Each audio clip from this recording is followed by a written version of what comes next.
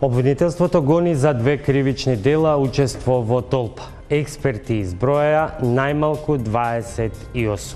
Има ли одговорност за организаторите на протестите? Дали упатот во дебатната собраниска сала е славење на или и со народот или кривично дело? Може ли државни функционери од различен ранг да се шетаат по насилен упат во собранието како на корзо? Каде и кој го колабираше безбедносниот систем и до каде треба да оди истрагата? Ова се само дел од прашањата во вечерашната топ тема на ваша страна, во која фокусот го ставаме на случувањето од крвавиот четврток во дебатната сала, каде за разлика од прес салата во која крвнички беа тепани пратеници, се славеше. Почнуваме веднаш.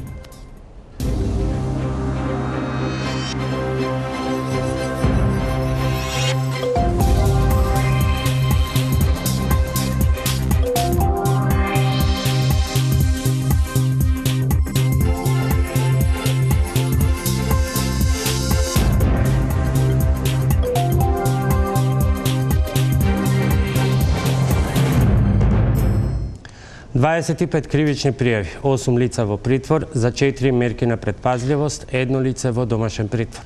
Тоа е епилогот од истрагата на обвинителството една недела по крвавиот собраниски четврток. 2 сосема различни сцени. Во прес-салата на вториот кат крвничко тепање пратеници. Во пленарната, како што тврдат дел од пратениците од сега опозицијската коалиција на ВМРО ДПМН, славење на народот заради ослободување на парламентот. Дали и овој втор чин се чини малку подзаборавен сегмент од случувањата, треба да биде неизбежен дел од истрагата и прогонот. Тоа е темата во фокусот на вечерва на топ тема на ваша страна, а мои гости се Фросина Ташевска-Ременски, пратеник на СДСМ. Добро вечер и добре дојдовте. Ивица Конески, градоначалник од ВМРО ДПМН. Добро вечер и добре дојдовте. Добро дојдовте. И адвокатите Сашо Дуковски, добро вечер и добре дојдовте, и Александар Наков, исто така адвокат и поранешен обвинител. Ременски би почнал со вас. Како го преживеавте, односно можеби сега последна недела прашањето би било како ги преживувате настаните од крвавиот четврток, бидејќи раните зацелуваат, но факт е дека тој ден остави многу подлабоки трауми. Јас би се согласила со ова што го констатиравте самиот. Она индивидуална и колективна виктимизација која што се случи на немилите настани од 27 април оставија индивидуални траги, повреди, трауми кај многу присутни во собранието, меѓу кои што не беа само пратениците од опозицијата, туку и новинарите и многу присутни граѓани таму. Меѓутоа, она кое што е прашање за кое што треба во иднина да дебатираме е малку субјективноста од аспект на гледање на самите настани, да ја ставиме настрана и малку објективно да погледнеме на прашањата кои што се отвараат во јавноста. Може ли субјективно да трнете се настрана, да ги трнете настрана тие сцени од позиција на безбедносен експерт, човек кој што практично учествува во буката на полицијата? За почеток само во една кратка дефиниција да ни кажете што се случи според. Токму тоа и сакав да го истакнам, бидејќи субјективноста во ова моја позиција како пратеника, пред се како експерт во делот на полициското постапување, ме става многу поодговорно во фокусот на анализите на овие прашања и не би сакала да звучам субјективно кога ги анализирам од секаков аспект, и од кривично правен, и од политички, но пред се од безбедносен аспект. И во таа насока можам да кажам дека во Собранието на Република Македонија покрај мојот личен напад од идентификувани лица изведени пред лицето на правдата со веќе определени мерки за предпазливост, се детектирани неколку сценарија за кои што треба да се разговара. Сценариото во парламентарната сала, во пленарната сала, не организираното сценарио во холот на собранието и многу добро тактички осмислено сценарио кое што се одвиваше во галеријата, односно во прес-центарот.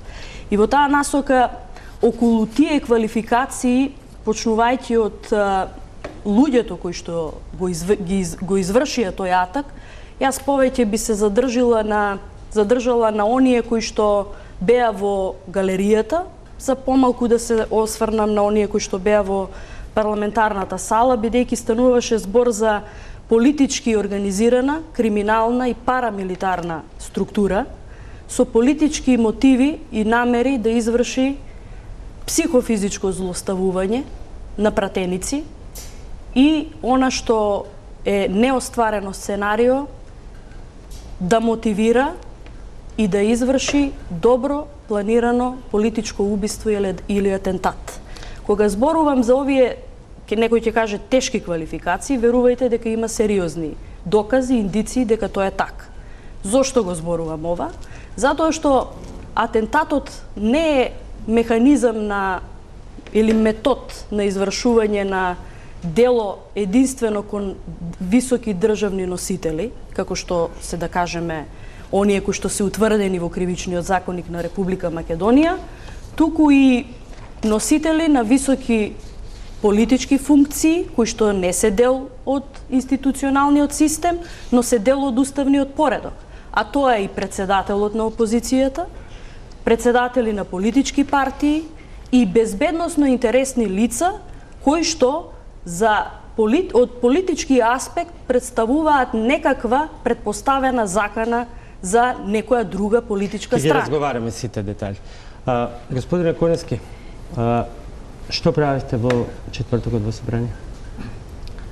Прво добро вечер за вас и за сите гледачи на вашата емисија. Во однос на она што се случуваше на 27-ми, би сакал прво да изразам едно жалење за насилството кое што се случи.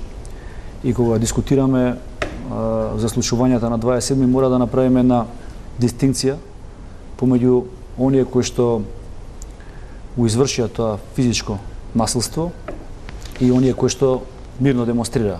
Мора да констатираме дека илјадници граѓани влегоа во собранието и многу мал број од тие го извршија тоа физичко насилство, кој што сите заедно. За вас е тоа мирно демонстрирање, упад, влегување во собрание?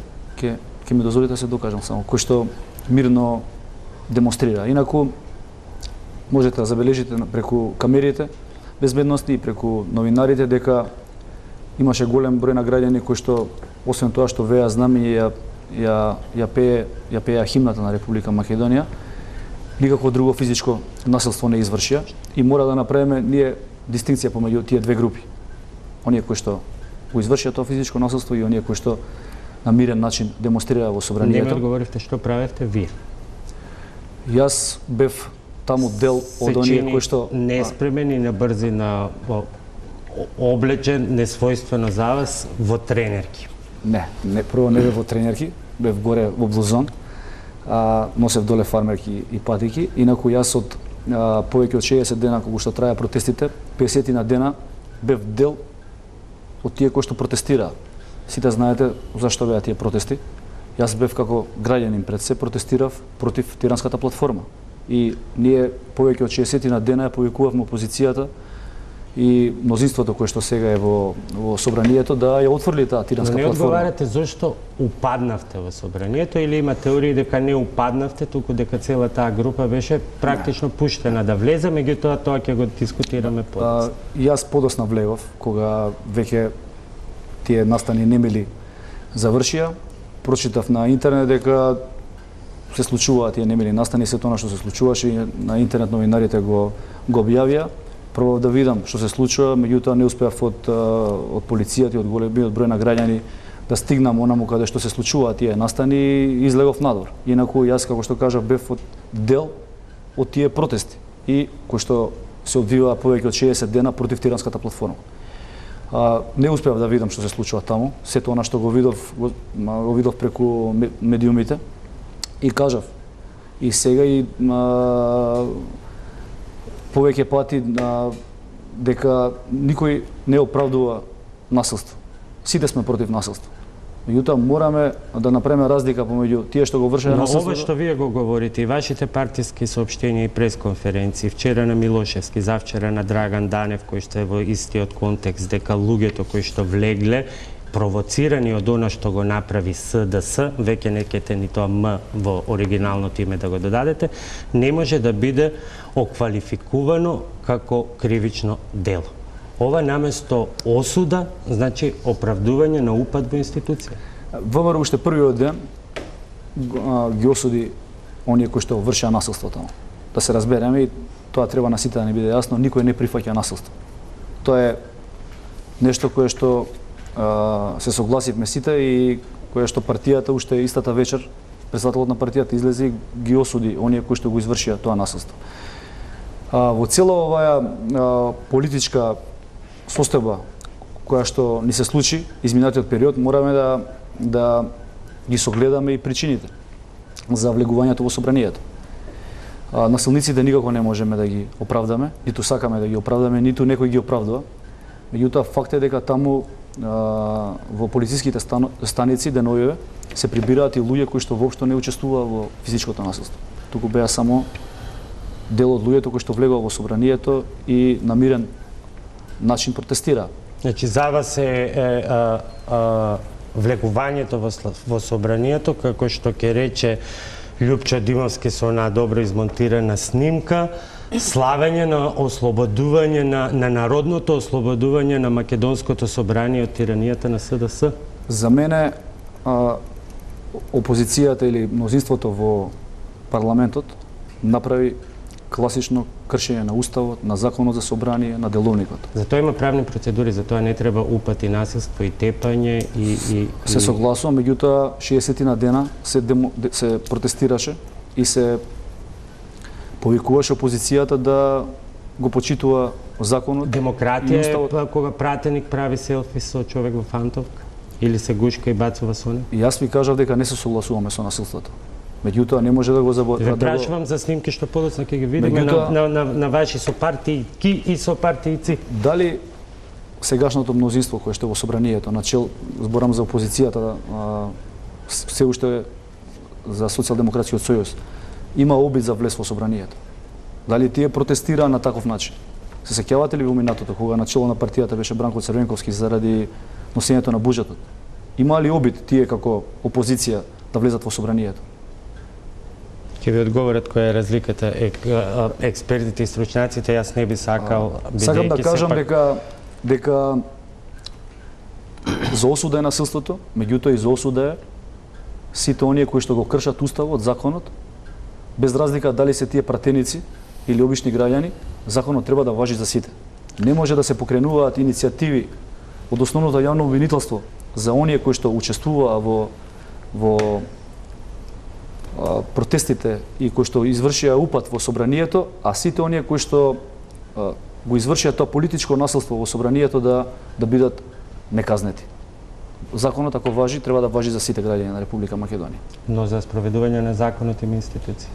Токму така. Знаете што е политичко насилство, господине Гоневски? По дефиниција, знаете што е политичко насилство? Е кога се крши уставот, кога се крши законот и кога се кршат сите процедури само да се постигне целта која што има во случајов мнозинството во собранието.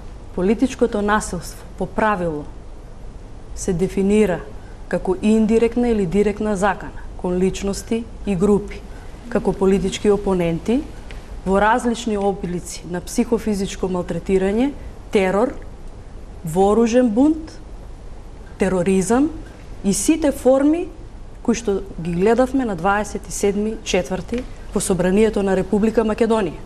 И ако веќе зборуваме што барале овие луѓе, јас слушнав, еве ја гледам сликата, дека овие луѓе кои што влегува во пленарната сала заедно со вашите пратеници прогласија Народно собрание. Потикнати од Никола Груевски си презедоа самовластие во своите раце. Овие се избрани представници на народот за да прогласуваат Народно собрание во парламентот на Република Македонија. Значи, ако зборуваме за повикот за одбрана на Република Македонија, Никола Груевски и сите, заедно со него, Ѓорѓе Иванов, Трајко Велјановски, Митко Чавков и другите, да не ги набројувам, испуштија една многу важна работа. Непочитувањето на институциите кои што се задолжени за гарантирање на безбедноста на граѓаните и одбрана на Република Македонија.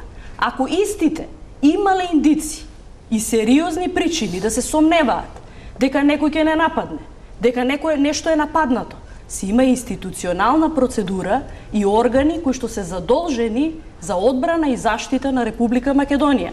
Во тој случај се прогласува воена состојба во случај на агресија или напад и тогаш органите постапуваат. Не го зема народот правото да го земе она што не му следува, а во овој случај видовме зема многу за право.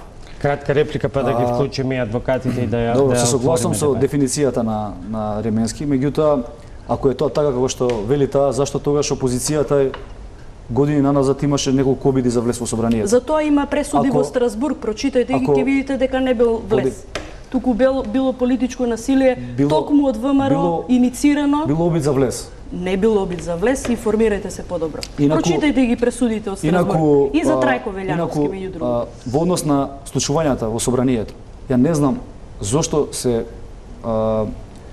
обидот за кршење на законот, за незаконско гласање за председател на собрание, зашто се изфорсира во тој момент? Стварно не ми е јасно зашто не се почекаше уште 20 на дена да биде сето тоа. Не негирам дека тоа е тема за дискусија, меѓутоа вечерва имаме друга тема, конкретни потези и конкретни чекори, да ги вклучиме и господинот Дуковски и Наков. Господине Дуковски, можат да се одвојат двата настани, како што вели господинот Конески, како што читаме од партиските соопштенија на ВМРО ДПМН. Кои два настани се одвојат? Насилието во собранието и во сала 3 и она што се случуваше и што беше посебен акцент деновиве, физичкото насилство во салата. Видите, прво би сакал да кажам неколку работи. Јас се согласувам апсолутно што вели господин Коневски за законот да важи за сите. Тоа нема дискусија за тоа. Меѓутоа, тука се различни димензиите. Многу, како да речем, многу лоша ви е споредбата. Зошто ви е лоша споредбата?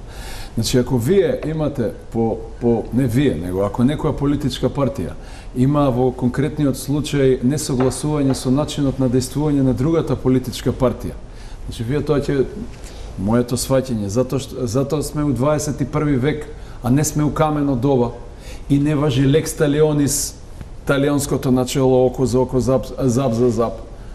И секој да си ја зема правдата во своји раце. Значи не е доволно, апсолутно не е доволно тоа што некој изразил жалење. Значи, окей, дали бил прекршен деловникот или не бил прекршен деловникот, тоа е работа за која што може да се дискутира. Меѓутоа, апсолутно не може да се толерира физичко насилство во највисокиот законодавен дом,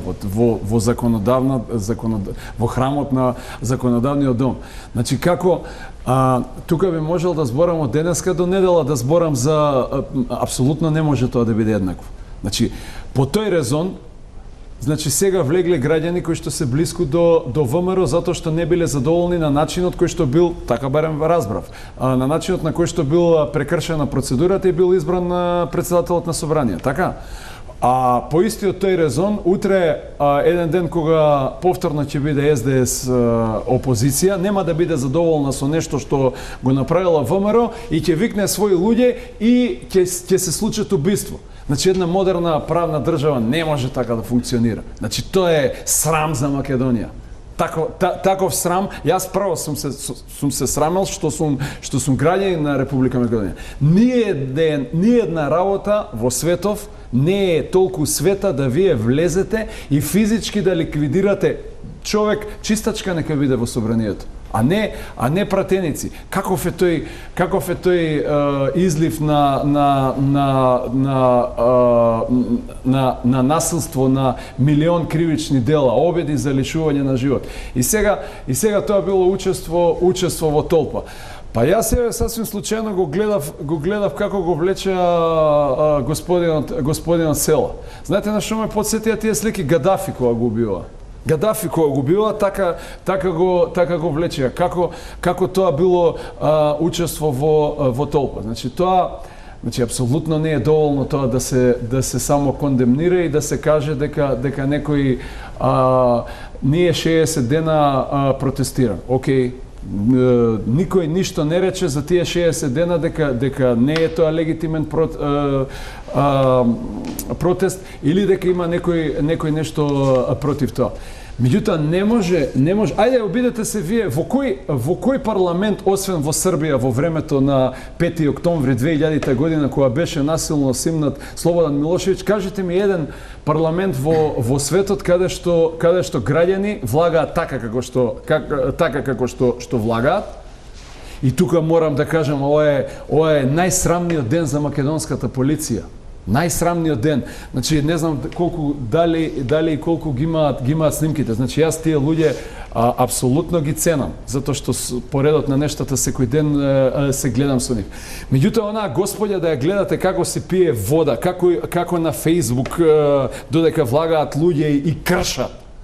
Да го гледате оној човек со шлем на глава како се крие позади тој стувот. На што личи тоа? Он пее представник на специјалните сили, пее патриотска песна. Што е он не поголем македонец од некој друг македонец? Значи апсолутно јас апсолутно сум сигурен дека вие навистина го мислите тоа што кажувате дека го насилството осудуваат. Меѓутоа не е доволно тоа насилството. Јас си утепам човек, па после ќе речам ета жала, многу ми е жал. Значи тоа е најсрамниот ден што се случил од осамостојувањето во Република Македонија. Инаку, зошто ние се разликуваме од животните и зошто ние сме во 21 век? Свеста не разликува и владењето на правото. А овде немаше ни владење на право, нити било каква свест. Значи, кој е тој човечки порив? Ја не зборам за Заев. Значи, јас не сум нити у една политичка партија. Значи, многу сериозно тоа ви го кажам. Како сакате вие мислите? И ајде да не влагам у некои подлабоки анализи во врска со тоа. Меѓутоа, не можам да разберам кој може да биде некој политички порив толкав да вие сакате некого да утепате. И не може да ми се каже мене тоа дека е учество во толпа. Знаете што значи според истото тоа обвинителство сега што ги процесуира овие 25 или 18 колку се не е веќе битно учество во толпа. Вие што рековте, половината од луѓето седеле во 99%, не половина. 99% од граѓани. Нека се 99,99. Да. Знаете ли каков беше ставот на јавното обвинителство? Јас ги бранам, па едно 5-6 луѓе бранам од шарената револуција. Првото не може да се спореди едно со друго, тоа е црно и бело.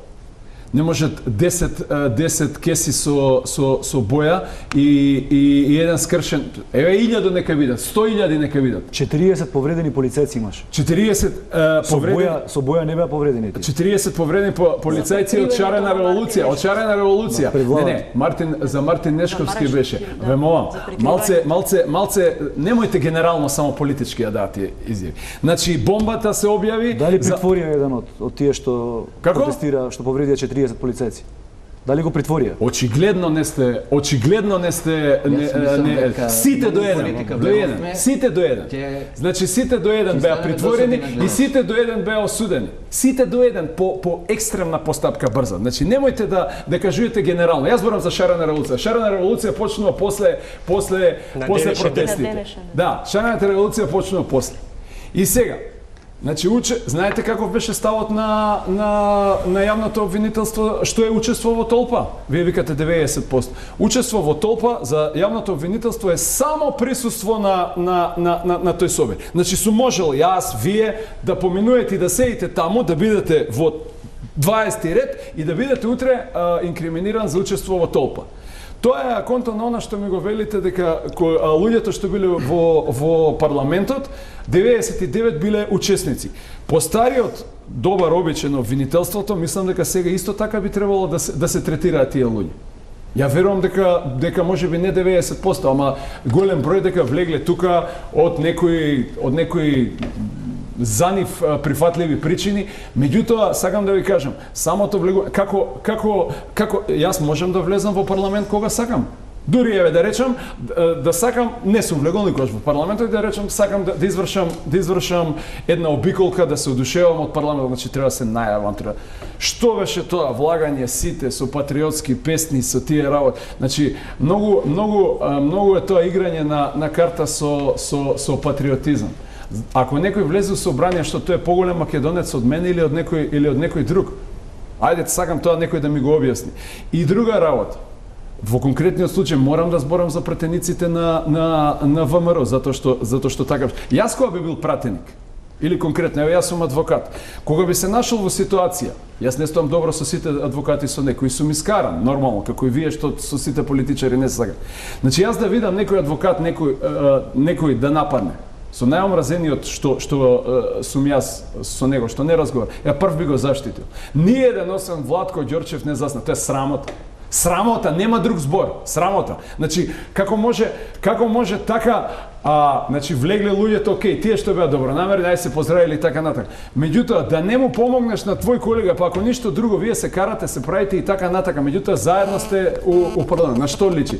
Тоа повторувам и со тоа ќе завршам, е најголемиот срам за Република Македонија од осамостојувањето. Не постои причина која што може да ги оправда тие настани. Реплика Панаков. Вака, значи никој не ги оправдува тие настани, ниту насилното, ниту пак насилното однесување. Не се согласувам дека ниту освен Владко Ѓорчев ниту еден од пратениците не помогал. Не бе таму, јас гледав на телевизија. Ние постојано сега дискутирате дека не сте биле политички, а тука напади политички давате на ВМРО пратениците дека не помагале, а не сте биле таму. Значи тоа прво не е во ред да го зборите затоа што не сте биле таму, дека не помагале. Поите информации се дека помагале. Јас кажав треба да се направи. Јас не бев во салата кај што беа пратениците, не можам да кажам. Знаете, па и моите информации се дека не помагале. Голем дел од пратениците ми кажа дека помагале, затоа што се познам лично со нив. Па се виде колку помагале. Со стативите вака у глава ударање се виде како помагале. Да, очигледно не сте вие политички и не застапувате политички ставови. Стручни сте и затоа ги коментирате овие работи. Јас кажав пред малку, ја ги осудуваме и ВМРО ДПМН како политичка партија го осуди насилното однесување. Се согласувам дека е срам за македонската демократија, за македонската држава тоа што се случи дента. Не само физичкиот напад, срам е и начинот на избор на претседателот на собранието. Срамно и интонирањето на химната на Албанија во парламентот. Дали сте виделе, вие не сте виделе такво однесување на химната, не импутирате такви работи. Ќе може да ми оставите да се докажам. Ќе го оставам кога ќе зборите само кратка реплика и навистина да некој од пратениците ја пееше, не се интонираше. Знаеме кои се пратениците што срамен беше односот на некои пратеници и од делот на мнозинството. Како што реков, со пењето на албанската химна. Се слушнали ли вие во некое собрание во Англија да се пее индиска химна или во Франција алжирска химна да се пее? Сте го слушнали ли вие тоа? Не сум го слушнал. Србија да се пее албанската химна или Бугарија? Не сум го слушнал. Значи имаше многу работи дента кои што беа срамни, исто многу кои што беше срамно односот на. И тоа оправдува. Дали ја ви се уфрлив на вас во разговорот? Еднаш дали ви се уфрлив? Па не е битно дали сте ми се уфрлили или не сте ми се уфрлили. Прво ми импутирате дека зборам или вие зборите? Определен. Второ, јас на почетокот на моето излагање ви кажав 10 пати, еве 11 пат ќе ви кажам. Значи 10 пати ви кажам. Каква год да била причината, не да ми кажувате пење, што сакате кажувајте. Значи каква год да е причината за револтираноста на некоја политичка партија, тоа се решава на политички начин. Не се решава со демолирање на собрание.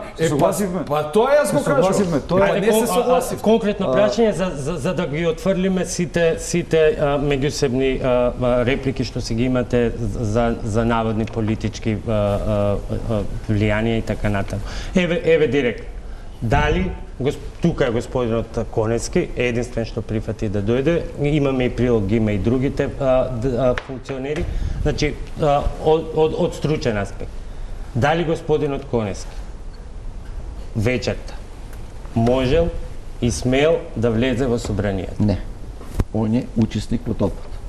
Конкретно. Тоа значи сторител на кривично дело. Доколку ми дозволите, ќе ве замолам сите учесници да оставиме политиката настрана. Да гледаме на конкретната ситуација и последиците од настанот. Ние тој ден имавме настан од кој јас, како христијанин, како македонец, се срамам. И си го поставам прашањето, односно молам, Господ да им прости, таа вечер тие не знаеа што прават. Односно, тоа беше план, програма, како да се делува, како да се действува, како да се влезе во собранието. За да ви биде појасно, да излеземе од политиката. Јас сум практичар. Таа врата, влезната врата на собранието, сите ние веројатно по еднаш-два пати ја влеземе. Ја ви гарантирам, со топ не се разбива. Таа врата беше отворена од тројца пратеници на ВМРО ДПМН. Има ги на снимките. Јас бев дом. Гледав телевизија. Доволно можеше да се види, благодарение на новинарите, веројатно, кои што пренесуваа одредени со телефони снимки, затоа што камерите беа исклучени одреден дел. Имавме две дејанија во две сали. У пленарната сала и салата 1 или како ја викате, Сала или 3. Салата 3. Или како ја викате Сала Македонија. Сала Македонија. За мене, како граѓанин на оваа држава, важно е правото и владењето на правото. Тој ден внатре имаше анархија. Влегуваа орди, не луѓе, орди, спремни да убиваат. Дури за тоа се води истрага. Ке дојдат до сознание, ке видите дека биле и спремни.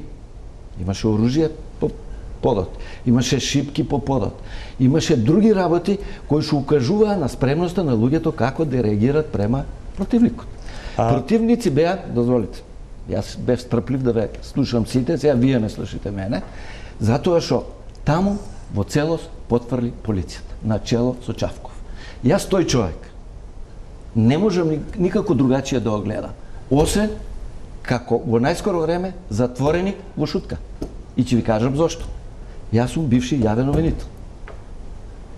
Се срамам од моите колеги, јас и не милувам да ги кажам колеги.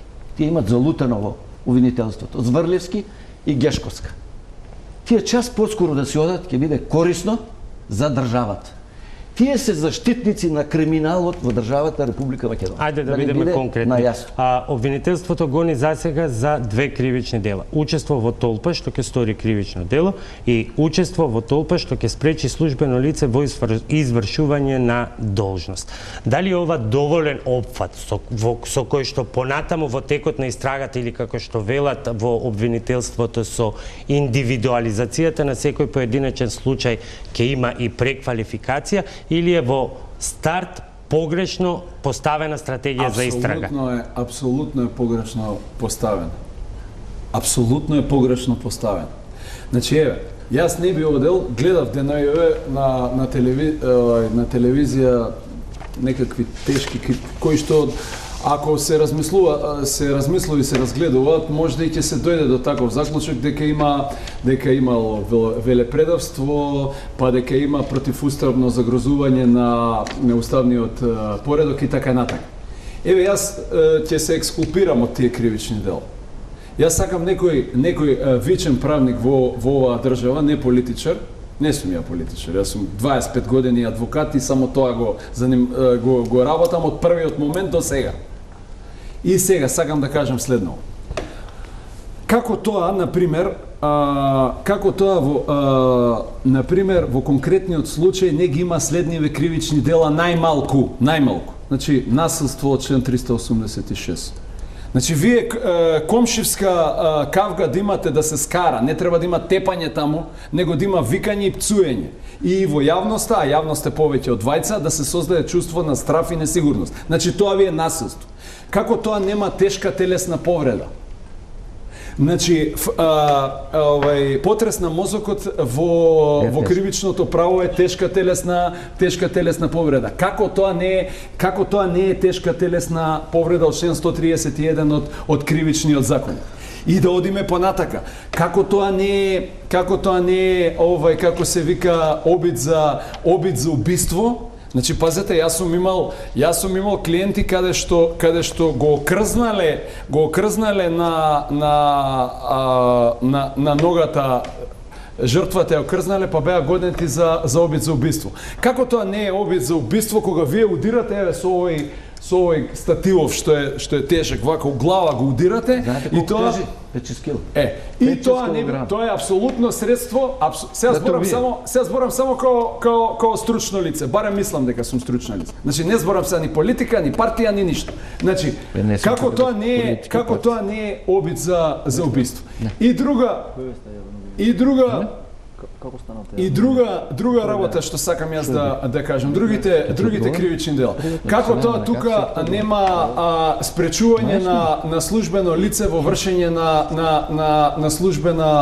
службени действија. Значи вие имате службено обезбедување на Оливер, како се презиваше тој? Оливер Спасовски, кој што му е доделено од МВР. Значи тој во моментот врши службени действија. И сега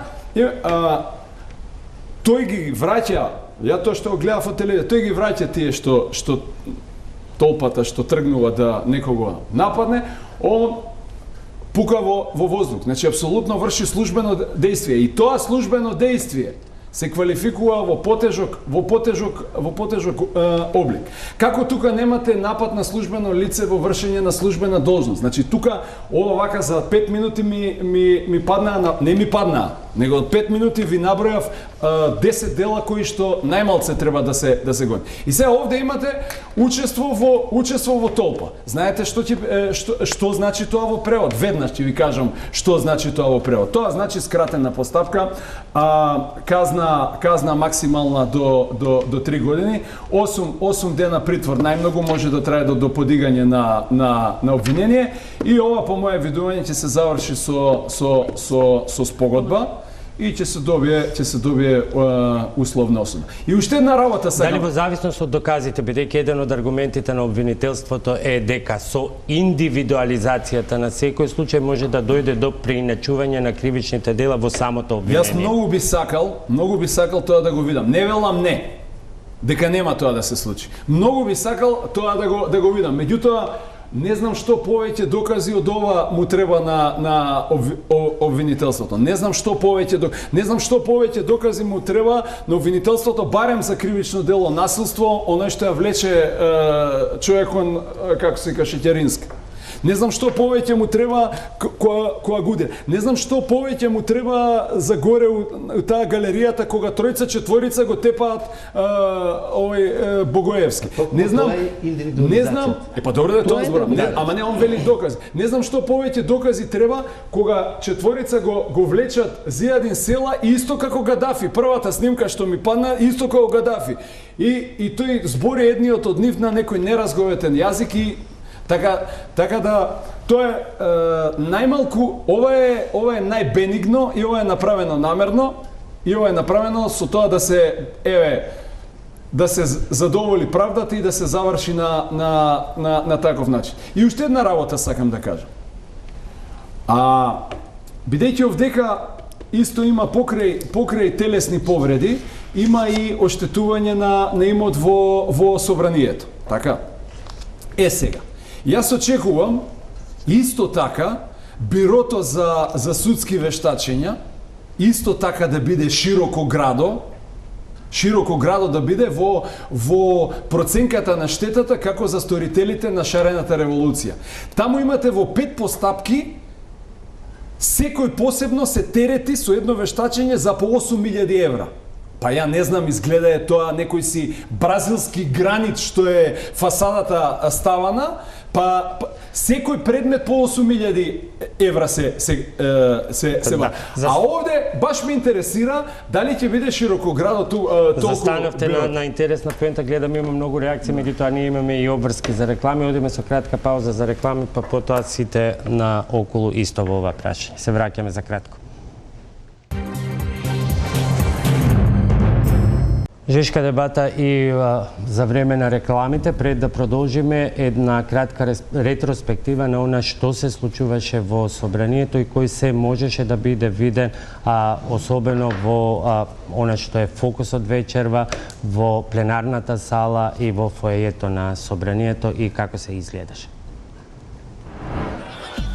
Полицајците гледаа насилниците влегуваа во собранието. Со нив и толпи народ на периоди беа пропуштани во зградата.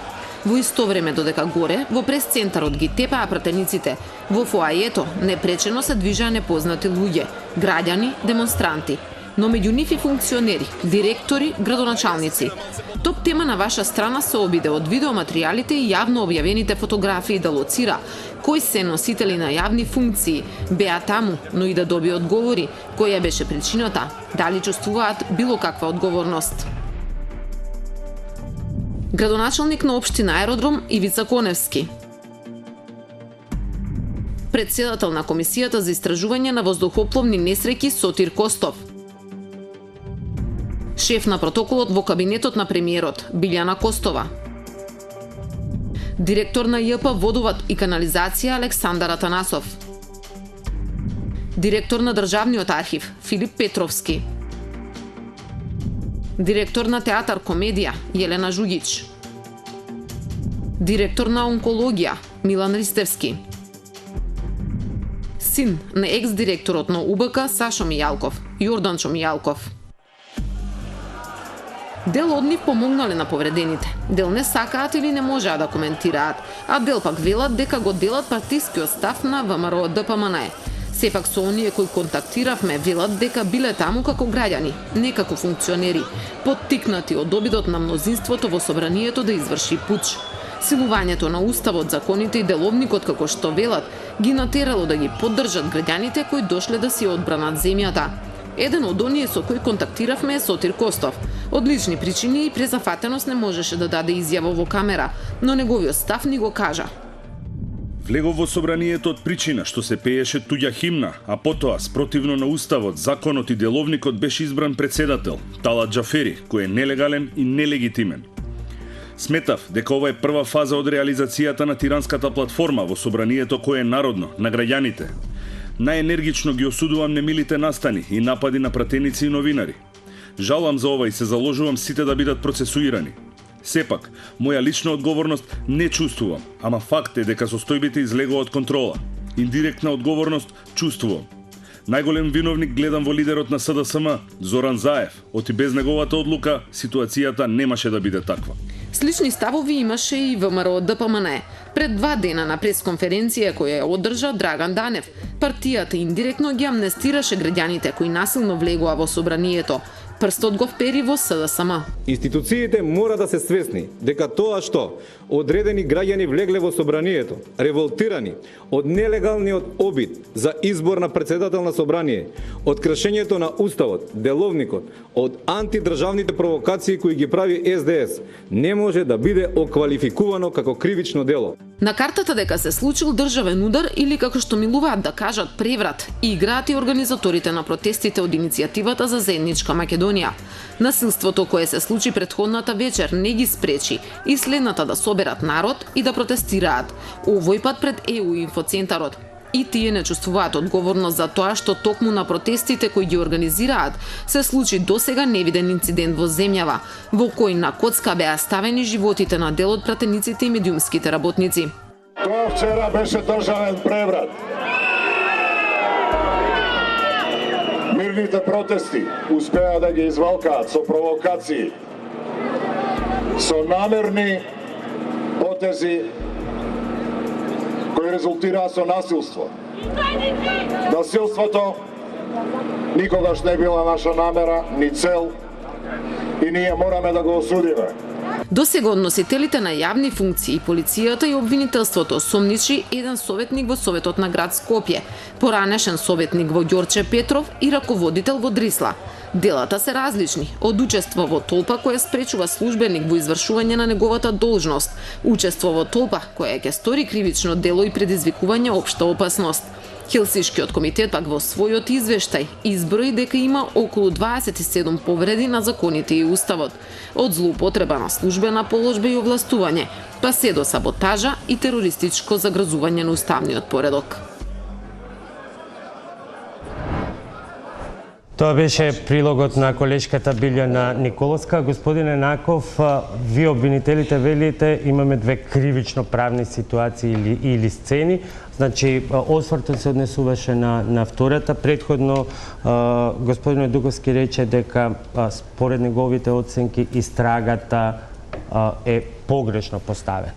Од каде според вас треба да се почне, бидејќи дел од експертите, Хелсиншкиот комитет, например, пресметал нивните кривичари дека од она што досега го видовме, има доволно докази за најмалку 28 кривични дела, од кои за 18 постојат значителен број на докази, а за 10 сомневања.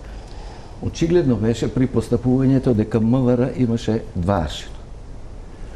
Аршинот дека самиот објект како објект не беше обезбеден, првата работа. Втората работа дека вратите беа отворени од внатре и луѓето влегоа во салите, во едната и во другата.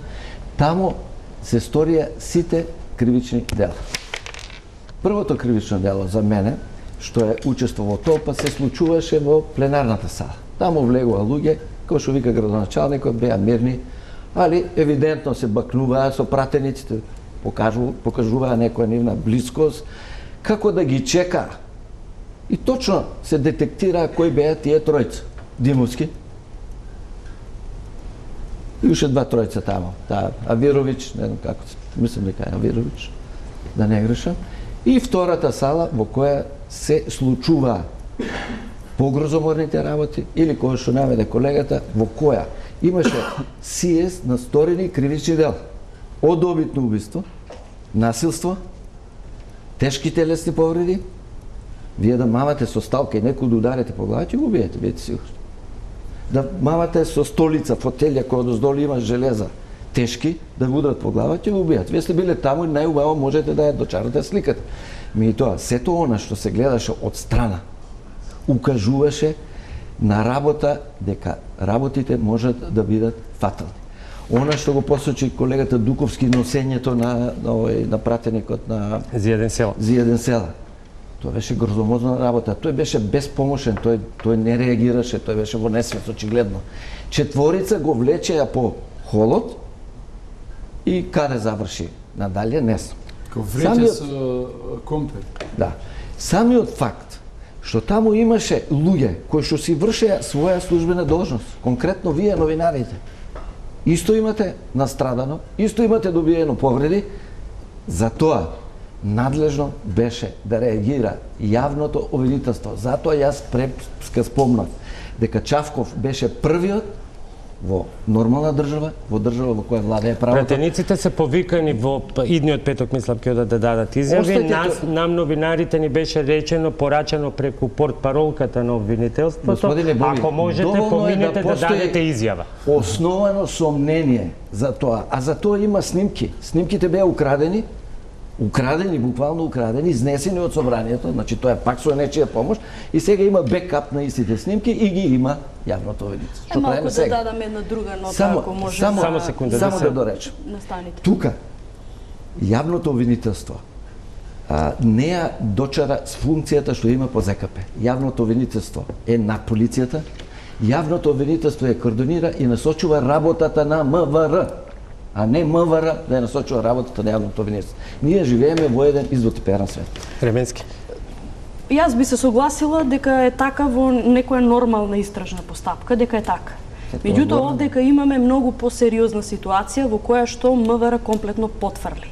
И јас ке се надоврзам во делот на квалификациите, иако некој ќе забележи дека се преостри, но има сериозни докази дека тоа е така. Ви го споменавте директорот на Бирото за јавна безбедност Митко Чавков. Тој се соочува со сериозни докази за обвинение саботажа, бидејќи по ова правило на служба и организацијски процедури за делување во вакви ситуации, потпишано од министерката Гордана Јанкуловска во 2013 година и представува стандардна оперативна процедура за златна, сребрена и бронзена команда, од стартот укажува дека целокупната координација и обврска за обезбедување на објектот од витално значење, што не може да се третира како учество во толпа на јавен простор, туку во витален објект, е од стартот пропуштено. Оперативниот штаб, кој што по оваа стартна оперативна процедура е формиран, не направил навремена проценка на ризици, а е отворена постапката заради следење на настаните. Во тој дел имате во групата на насилници, како што кажува Коневски, ајде да ги разграничиме луѓето. Еве да зборуваме за 1% на луѓе. Дали за вас, како човек зборувам, е нормално и дали не би било загрозување на вашата сигурност и живот ако некој ви излезе со фантомка пред вас?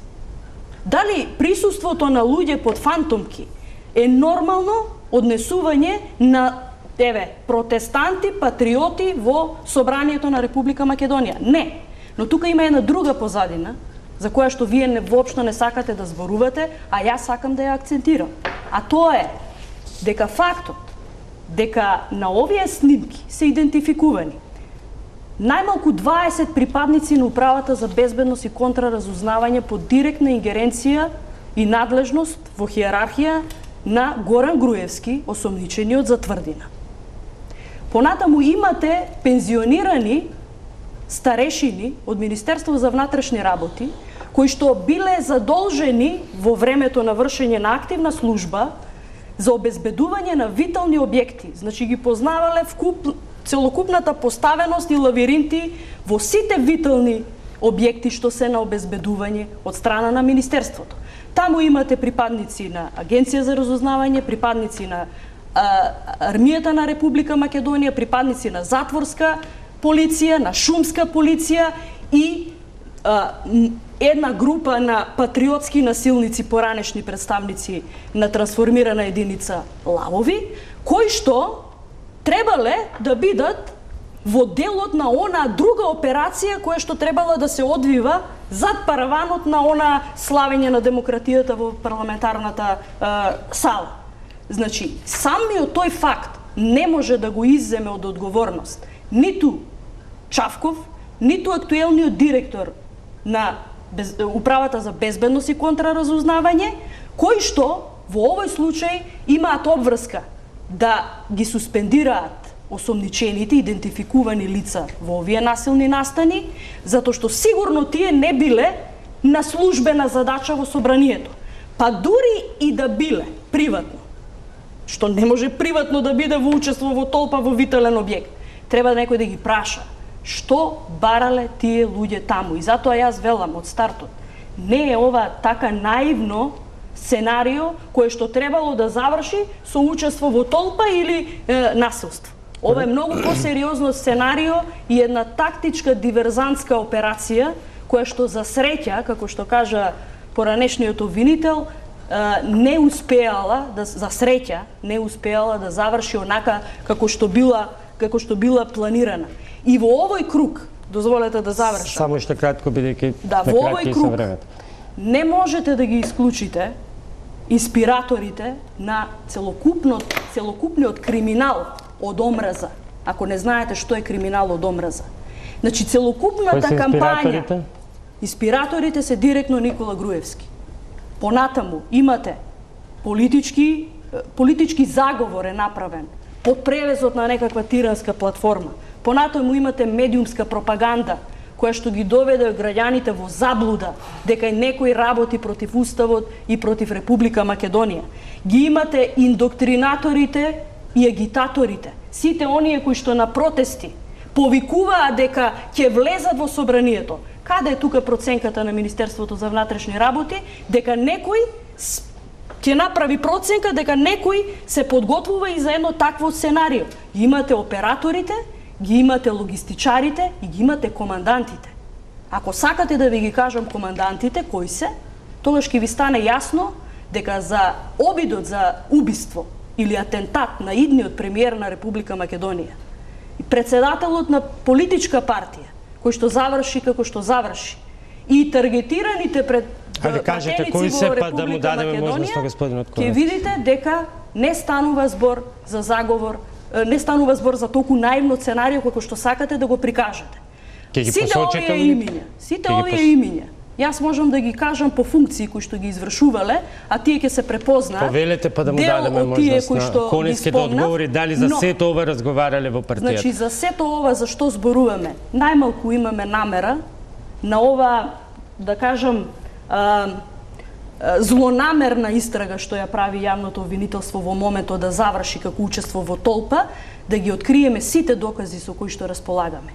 Очекуваме на вистина посветена истрага во период кога нема да има брзање за да се затвори овој не така секојдневен случај, светски невиден случај со една дилетантска истрага и прекривање од страна на Министерството за внатрешни работи, преку процес на уништување на доказен материјал за нешто што вие сакате да го наречете славење на демократијата. Конески, имавте неколку состаноци на највисокото партиско раководство. Сте разговарали ли за одговорноста која се бара од вашите функционери, или едноставно за вас се завршува со тоа ние жалиме СДСМ си е крив што го предизвика народот? Видете, ние тука сите се согласивме дека насилството е недозволиво во една демократија, посебно во 21 век, и тоа... Добро, тоа да не го повторуваме. Имавте конкретни прашања, имиња на луѓе, и моето прашање беше дали сте разговарале во партијата за одговорноста на вашите функционери кои што по службена должност ја имале таа вечер, или се ќе остане на она што го повторувате секој ден на пресконференција, да се разграничат работите, жалиме, но СДСМ се криви, они го предизвикаат тоа што се случи. Прво што е најважно, треба да се направи според мене на истрага. Сега тука во оваа емисија има сомнежи за одредени незаконски действија. Мислам дека прво треба да оставиме на надлежните органи да си направат истрага, па да се констатира каде е реално одговорноста, кој е одговорен за ова што се случи на 27-ми. За мене е нејасно зашто тоа се случи баш тој ден во 18 часот, кога се организира протестите. Треба да се постави прашањето дали беше од кого беше тоа предизвикано и зошто предизвикано? Дали не беше тоа инцидент предизвикан за да се прикрие незаконскиот избор и насилниот избор за председател на собрание на Талат Џафери, кој што видовме сите како се случи тој избор. Преку прекршување на... Чекайте сега, кој би го предизвикал тој инцидент? Тоа сакам да кажам, надлежните органи... Народот и луѓето со фантомките што сакате да ги одвоите, стоја под вашиот бајрак. Сега, кој што организира? Тие стоја под бајракот на Република Македонија. Не стоја под бајракот на... Со фантомки. На ВМРО ДПМН. Бајракот на Македонија е наш бајрак на сите тука што седиме. Претпоставам и на председателот на собрание кој што го избравме. Не сум баш сигурен, меѓутоа да се надеваме дека е и негов бајрак. Така да тие луѓе не беа воопшто луѓе организирани од ВМРО ДПМН, туку беа граѓани кои што застанаа во одбрана на Уставот на Република Македонија, на законите на Република Македонија против тиранската платформа. Господине Конески, се извинувам, да ве прашам само. Председателот на нивната партија, на СДС, се изјасни дека е позитивен во делот на тиранската платформа и има позитивни сигнали кон таа платформа. Се обидувате во отсуство на аргументи за конкретни прашања да промовирате партиска демагогија која што го доведе до насилство. Јас ќе ви се уфрлам затоа што ова е комплетно некоректно. Ја реков дека насилство никој не прифаќа. Да, но вие секогаш во вашите соопштенија имате но. Значи, оставате простор за продолжување и поттикнување на дополнително насилство со тоа што ставате запирка до тоа го осудуваме, но вие треба да седнете во партијата и малку да си ги приберете овие со фантомки и со посебни методи на работа, да координативниот штаб на дел од луѓето во МВР да не би бидат и партиски и полициски, да не учествуваат во параполициското организирање и во вашата партија, на вашите структури, за да можете да зборувате. Бидете коректна, нека заврши истрагата. Значи, знаете, истрагата мора да заврши на кој е начин причинител на ова несакана случка. Оние кои што го возложија тоа нема да бидат истражители на тој случај. Еве едно директно многу подиректно прашање на кое што лично може да одговорите, бидејќи очигледно на другите не сакате. Да се докажам. Повелете. Во поглед на она што го дискутирав. За мене е симптоматично зашто дента кога сите знаеа дека веќе повеќе од 60 дена се собира граѓаните во 18 часот. Сакам да бидам непријатен. А зашто не го прашате часот кога сите знаеа нема? Значи јас ве прашав, дали во партијата е разговарано за одговорноста на луѓето кои по функција мора да го обезбедуваат собранието? Или ако не знаете, дали мислите вие дека партијата, дали мислите дека вие треба партијата да ја утврди одговорност или тоа треба да го направат надлежни државни органи? Што мислите вие? Чиф е предлог? Кои надлежни државни органи треба да направат? За јавна безбедност. Да направат истрагата. Немојте партијата да ја правите држава. Партијата, премиерот Никола Груевски веќе не е премиер. Долго време. Тој е председател на ВМРО-ДПМНЕ. Дали препознавате на снимките кои што можевме да ги видиме, комунален инспектор од аеродром кој што учествува во трепањето? Препознав. Дали сметате дека треба да остане на функција? Таа воопшто не е некоја функција прво и основно. Не се именува таа функција. За дали да остане или да на функција? Јас кажав дека достојно за службеник кој што го плаќаме ние. Јас кажав дека секој кој што извршил било какво физичко насилство треба да има одговорност. И стојам позади тоа. И никој не го оправдува тоа физичко насилство. Меѓутоа, дали мислите вие дека овде кај јас поставам прашање. Сега не сум ја пред надлежен орган, треба моите ставови да ги сослушате тука, така? Ја мислам дека дојдов во емисија каде што можам да го кажам тоа што го мислам. Одговарете, не ми поставувате прашање. Па сакам контра прашање да ви поставам во поглед на тоа што не контра прашање во пиар стратегијата е основно правило вообичаено поставува тој што нема аргументи, не ви сакам на тој начин да ви одговорам, ви поставив конкретно прашање. Дали имате како градоначелник, имате ингеренции, бидејќи го осудувате таквиот чин на тоа лице, да го санкционирате соодветно? Видете, ја не сум тој кој што санкционира, као градоначелник, санкционираат надлежните органи. И секој што направил прекршок, што го прекршил законот, надлежните органи ќе утврдат неговата одговорност и тој ќе одговара. Прашањето е, дали покрај тие луѓе кои што извршија физичко насилство таму и кои што ќе одговараат пред лицето на правдата, дали ќе одговараат оние кои што извршија државен удар у државата со незаконско именување на председателот на собрание. И дали тоа ќе биде пример, и дали ако ние примижиме покрај тоа и постојано го дискутираме ова физичко насилство, а заборавиме на политичкото насилство кој што го направија во собрание. Ние ќе ги отвориме сите теми, вечерва е тема физичкото насилство. Прашањето е дали со тоа нема да во иднина му текна на некој друг истото тоа да го повтори, како што го повтори мнозинството на пратеници во собрание. Се тоа легитимни прашања, меѓутоа вечерва разговараме за физичкото насилство. Од каде треба да се продолжи во овој правец или истрагата треба практично да го смени својот тек? Бидејќи очигледно има многу прашања, многу дилеми, многу неодговорени загадки. Значи добро, да бидеме искрени, сега навистина една недела е и стварно тоа се многу големи материјали, многу големи учесници, не е тоа еден сторител и не е тоа еден настан и едно действие па да биде тоа завршено за 5 минути. Апсолутно ова за што е процесуирано сега е тотално бенигно. Тотално бенигно. Ова е малце потешко од погрешно паркирање, што нема врска со вистинската стварност.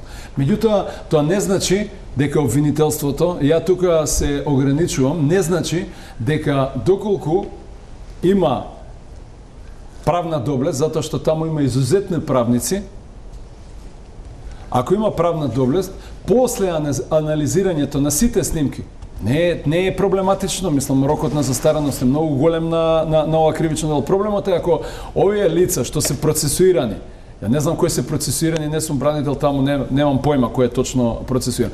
Ако овие лица кои што се процесуирани останат на ова кривично дело и се води постапката за тоа кривично дело, тука завршува приказката. Ќе заврши постапката така како што ќе заврши без вистинската квалификација. Јас не мислам дека сите треба да бидат обвинети за насилство, сите треба да бидат обвинети за тешка телесна повреда, сите треба да бидат обвинети за обид за убиство. Можеби еден треба да биде обвинет за обид за убиство према села или најмногу двајца. Можда тројца треба да бидат обвинети за насилство. Можда двајца треба да бидат обвинети за тешка телесна повреда, а 30 или 20 или 5 луѓе да бидат обвинети за учество во толпа. Можеби стратегијата на обвинителството во овој момент е она што го има сигурно чисто за учество во толпа, тие лица да ги процесуира за тоа, што не значи дека други лица не може да процесуира ако ги забележи и ако ги види ако ги идентифицира, затоа што видовме дека некои се недостапни од нив. Ако ги идентифицира и да ги процесуира и за потешкото кривично дело. Дали тоа ќе го стори обвинителството или нема да го стори, мене не ми е познато, јас не работам таму, меѓутоа како би кажал, да обвинителството имаше намера тоа да го стори, во првиот момент тоа ќе го сториш. Кажувајќи го тоа, не сакам да кажам ништо повеќе, јас не сакам ни еден човек да оди во притвор, затоа што сум бранител цел живот мој. Сум бранител и не ми е убаво кога некој оди во притвор. Сум бранел убиства, број не им се знае колку. Меѓутоа сакам да кажам дека со моментот кога обвинителството покренува постапка за тоа кривично дело, после си има своји правни реперкусии тоа. Значи не можете вие да водите истрага за едно кривично дело, да подигнете обвинение за истото тоа кривично дело, учество у толпа и после тоа е забрането, има и пресуди на Врховен суд и после истото тоа лице да го обвините за друго, не друго, него потешко, за полесно може, за потешко не може кривично дело да го обвине. Тоа би било тотална повреда на правата на обвинетиот. И затоа јас тука се сомневам дека ако е стартувано со ова кривично дело, дека ќе заврши со ова кривично дело, кое што повторно кажувам е чиста боранија. Нема врска со вистинските настани. Одиме со уште една пауза за реклами и потоа завршните зборови на останатите тројца гости. Влегуваме во завршница со последните завршни зборови. Господине Конески, господинот Нагов на почетокот рече дека вашето влегување во собрание, што вие го сметате за нормално, е кривично дело. Би го повторили? Јас не сметам дека е кривично дело, тоа што го направив. Во секој случај, доколку има одговорност, утврди одговорност, јас сум спремен да таа одговорност ја прифатам, нормално, меѓутоа да не биде таа одговорност селективна. Како понатаму посета зла крв која што е посеја? Ние, како политички опоненти, зборам за ВМРО и за СДСМ, мора еден ден да седнеме заедно и да практично националните интереси ги усогласиме, да знаеме докаде може секоја политичка партија во делот на преговорите да разговара и преговара со коалиционите партнери, а се со цел да повеќе не тргуваме или да не се случи како сега што се случува, да се тргува со, дозволете да се доискажам, со националните интереси, да се стави крај, да се даде приоритет на економскиот развој на државата, заради тоа што ќе помине и ова, ќе се прифати се што ќе се прифати од нивна страна, на тоа ќе реагираат граѓаните, дозволете да се доискажам.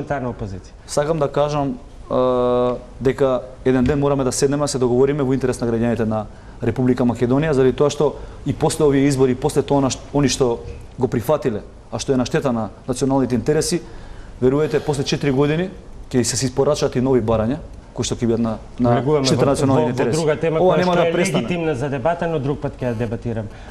За старт по овие проценки што досега ги имавте денови, вон парламентарна или парламентарна опозиција?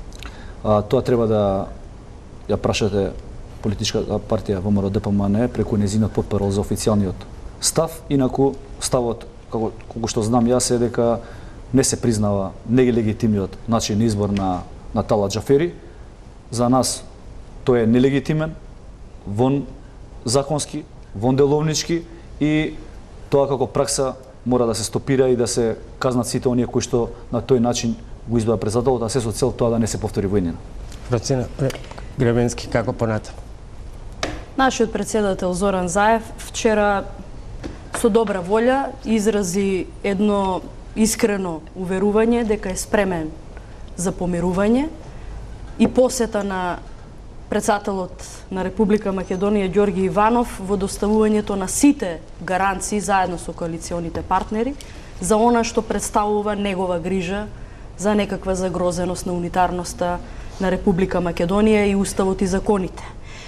Се согласувам со господинот Коневски дека диалогот треба да продолжи и дека сите треба да работиме на стишување на страстите, да ги повикаме граѓаните, да ги смират страстите без она но што им дава за право повторно да размислуваат на слични сценарија, да не го поттикнуваме криминалот од омраза кој што може да заврши трагично, независно од кој доаѓа, да се направи сеопфатна истрага за инволвираноста на сите овластени лица во настаните кои што не биле на службена должност, да се осуди насилството од страна на сторителите и да се направи договор за интерес на граѓаните на Република Македонија, но не договор за заборавање и амнестија на криминалот, на кој што деновиве се алудира, и целокупната ова циркузијада која што заврши со невиден пример во парламентот, да заврши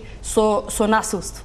И јас искрено на почетокот сакав да ве прашам, ама еве на крај ќе го завршам, дали за вас, дали не се чувствувате како градоначалник добро, бидејќи ќе се откочи процесот на функционирање на локалната самоуправа и ваше законито работење после 15 мај, која што е политичка и заслужува нова дебата. Кој што мислам дека повеќе требаше да ве загрижува од позиција на градоначалник во оваа дебата. Ајде, сосема кратко, меѓутоа влегувате во политичка дебата, а немаме време, надвор сме од тајмингот многу. Во поглед на локалните избори, закочувањето на процесот тотално се разликуваат нашите ставови.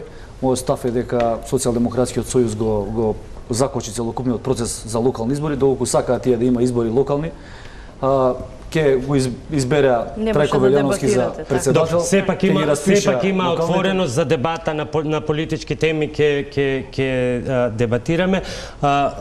Дуковски, за крај, ќе имаме ли уште едно подпикнување на правото под тепих и правдата, или? Па навистина, јас сакам еднашка во оваа држава законот да биде еднаков за сите, знаете. Законот да биде еднаков за сите, да немате вие јавување на некои советници на председателот Иванов кај судија кој што суди предмет за шарена револуција за да го заврши побрзо, а за други предмети никогаш да не добиваат правен епилог. Сакам еднашка еден убав сончев ден кога ќе се разбудам да биде законот еднаков за сите, и за оној што копа по канти, ако сторил кривично дело, и за председателот на државата. Тоа е можеби некоја си утопија во овој стадиум на развитокот на Република Македонија, не заради тоа што нема добри правници, значи не го дискутирам тоа и во обвинителство, и во судство, меѓутоа заробено е и судството и обвинителството од политиката. Значи не може политиката да биде изнад судството. Политичарите си имаат своја агенда, си спроведуваат своји работи што треба да ги спроведуваат, значи затоа е независна власт, судската власт. Заедно со обвинителството треба да има владење на правото. Ако немаме владење на правото, ние само ќе назадуваме во секој можен поглед, и во економија, и во демократија, и во све живо. Лично се обидувам да се надевам дека работите ќе одат на подобро. Не со судење на овие лица што влегле внатре, ќе вакви настани, не вакви во собрание. Значи насилства, толпи и така натака демонстрации ќе има Меѓутоа сакам да се надевам дека ќе дојде до поголемо владење на правото во Македонија, искрено верувам. Ќе видиме дали времето ќе покаже дали е така. Кога би биле сега обвинител, дали истрагата би завршиле или дел од неа би била и командната одговорност? Во ваква констелација, политичка констелација на односите во државата, каде што владее авторитарен режим, во кој извршители се Зврливски и Гешковска, не верувам дека ќе се терат работите во правец како што налага правото. Затоа апелирам до сите обвинители, до сите суди да се одважат, да го стават прстот на главата и да размислат дали патот по кој ги води Зврливски е правиот пат. Ви благодарам на сите што вечерва бевте мои гости. Почитувани, ви благодарам за вниманието и извинување и за продолженото време, пробиениот термин за оние што очекува филмска програма.